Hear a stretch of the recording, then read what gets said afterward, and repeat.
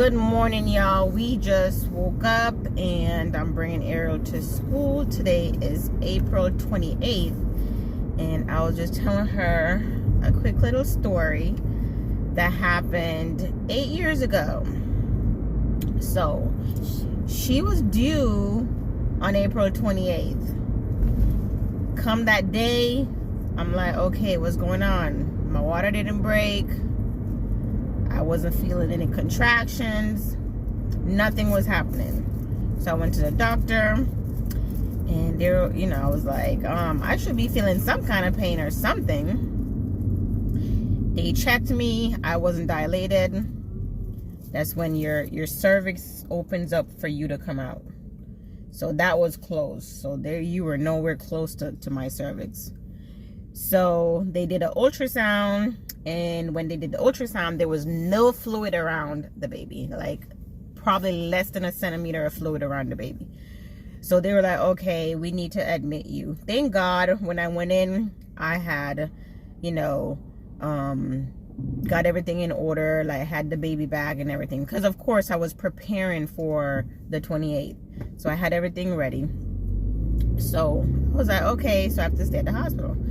So I went in on the 28th to the hospital because there was no fluid, and they had to give me IV and give me Pitocin to start labor. So that night, they gave me a pill in my cervix to get the contractions going. That whole night, nothing happened. So 28th, nothing happened. 29th comes, same thing. No contractions. I was having contractions, but I wasn't feeling them. Like, they were seeing them on the monitor, but I wasn't feeling nothing. So they gave me the Pitocin to start labor. Nothing was happening. The 29th comes. Oh, that was the 29th. The 30th comes. That whole, the 29th I think it was like that night, I started having contractions the 29th. And it was like closer to maybe like, I would say like 7 p.m. that I started feeling contractions. And they said that I was at 5 centimeter dilated. Now I'm in labor for like almost 48 hours. I'm there. Nothing's going on. They told me that they couldn't keep checking my cervix because that would increase the risk of infection. So of course I'm just laying there, and then as the pain started coming, I'm like, okay, y'all need to give me some medicine because this pain started coming. They gave me the epidural. One side of my body was numb. One side of my thigh and my leg was numb. The other side, I was feeling everything. So I'm like, okay, this is not working because I'm feeling everything on one side. So what's going on? They adjusted the needle in my back. Still wasn't working. So they took that one out and gave me another epidural. Mind you, epidurals are not fun, guys. Like, no. So the second time they did it, same thing. Half of me was numb. The other half was numb. I gotta pause this because we're at her school and I gotta say a little quick prayer for her. So, Father God, I thank you for this day, for waking us up this morning, for guiding and protecting us last night, for helping us to have a good rest. I pray as today, as we go about our day, that you continue to be with us, continue to guide and protect her from the crown of her head to the sole of her feet. I pray that she'll have a great day, that you will help her to continue to learn and understand everything that she's been taught. I pray that you guide and protect the school, and send your angels to watch over everyone on this campus, dear Lord. And I pray as we go our separate ways that we'll come back together as a family. Be with me as I go, and be with us as we go, dear God. In your precious name we pray. Amen. So guys, back to the story. So epidural is not working. I kind of gave up on that because the contractions were coming and I was feeling everything. They checked me. I love you. Bye. Have a good day. Bye. Oh, have a good birthday. I forgot. Girl, how you getting out of the car? And here, get your bag. I'm doing it. Oh, you just hit my car.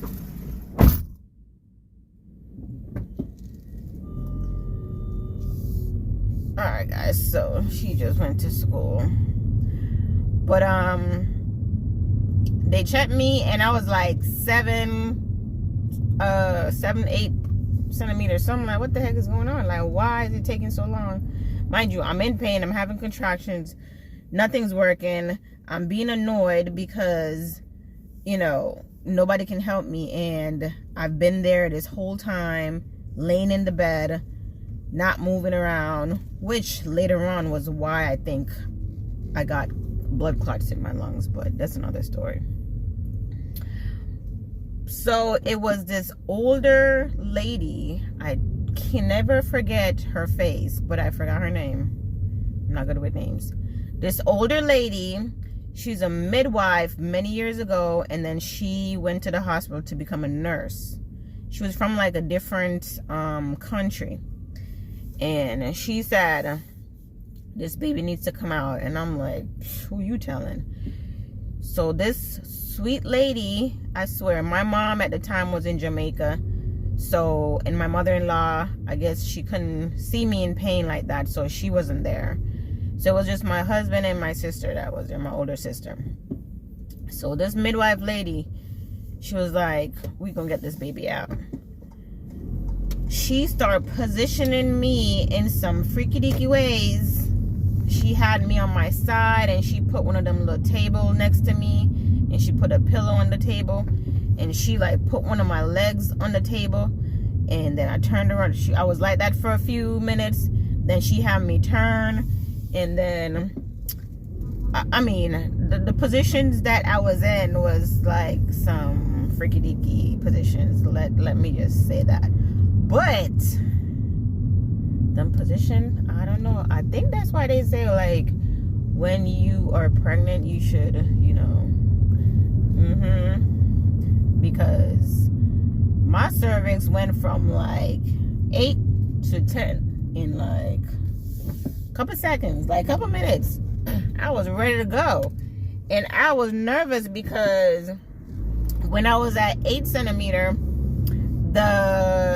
they called the doctor and told the doctor, and the doctor was like, okay, she's at home. So because I went so far or so fast from 8 to 10, I'm like, oh, if she was at home 10 minutes ago, like what the hell, like where, you know, I was like starting to freak out.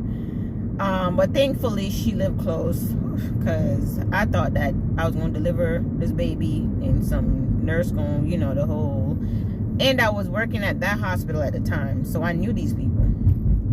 Well, I didn't know that midwife, but I knew the doctor. So I was at 10. I was ready to push.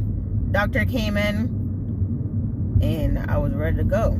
And my number one fear, guys, not about the pain. My number one fear was pooping. Because I knew these people, I was like, please don't let me poop, because then I'm going to have to see them when I come back. And guess what happened, y'all? I sure did poop. And I didn't even know. It was like my sister told me. Because Chris, my husband, apparently couldn't watch. When the baby was crowning, he started looking faintish. And the nurses was like, sir, are you okay? Dad, are you okay? Because, you know, they call dad and mom. Dad, are you okay? Now, one of my nurses that's taking care of me while I'm delivering, in pain delivering naturally, had to go attend to him because he was getting woozy. So he was sitting down at this point. So he didn't even see when she actually came out. And they asked me, they were like, do you want to see? I should have said yes just to see it. But I was just so exhausted. And I was just, you know, so much in pain. And I remember I was like, when will I know that I need to push? Because I'm having the contractions, like, but when will I know? They're like, oh, you'll know. And I'm like, can you just like describe how I'm gonna feel to know when I need to push? And they're like, when it's time, you definitely know. So then when she's about to come out, and you know, I have the urgency to push, like literally it feels like you have to take the biggest dump of your life. Like, that's exactly how I describe it. You have to poop really, really big. So, and when it's there, you got to get it out. And I remember they were like, don't push, hold it. And I'm like, I've been waiting for 48 hours to push, and now it's time to push. He's saying don't push. Because I think the doctor was like walking in at that moment, and they wanted to, like, you know, sterilize her or whatever. So I had to like hold my precious poop in wait on the doctor. So anyways, I pushed. Doctor comes, I pushed, I pooped, they wiped. And then after she got out, they took her to clean her up, and Chris and my sister, you know, was over there with the nurse. I was the last person to see her. Mind you, this is now April 30th at like 3:05 or something. So all that time I was in labor. So April 30th at 3:05, she was here. She was like 6 inches or something. She was small. I think she was like 6 inches. No, she was 6 pounds and something. And she was super small. I forgot how her length was, but her pounds was like 6 pounds and something. But yep. So they came, and while they were there showing her off and cleaning her, and you know, Chris doing all that, I'm sitting there with my legs open. And they had to like stitch me up. I mean, they had to stitch. I think they said that I had internal, what do you call it? Like I was ripped up internally, like internal labial, something or another. I forgot the medical term. But pretty much I had a bunch of rips inside from pushing, and they had to sew me up, stitch me up, and then I was able to see my child. Like I was the last person to see her. And here we are at home. But that was 8 years ago. And almost 9 years ago, because today's the 29th or the 28th. So her birthday is in 2 days. I'm excited and just reminiscing on her birth. And I just wanted to share that with you guys. Or I may not, because this was 12 minutes. But we'll see. Because I just woke up. I'm looking a mess. I sound like the Grinch. But yeah, guys. So I'm going back to bed. Because it's Friday and I do have to work tonight. Tomorrow is her birthday party. And then Sunday we're going to have a nice little dinner for her. She wants to go and get sushi. So thank you guys for watching. And we'll see you on the flip side.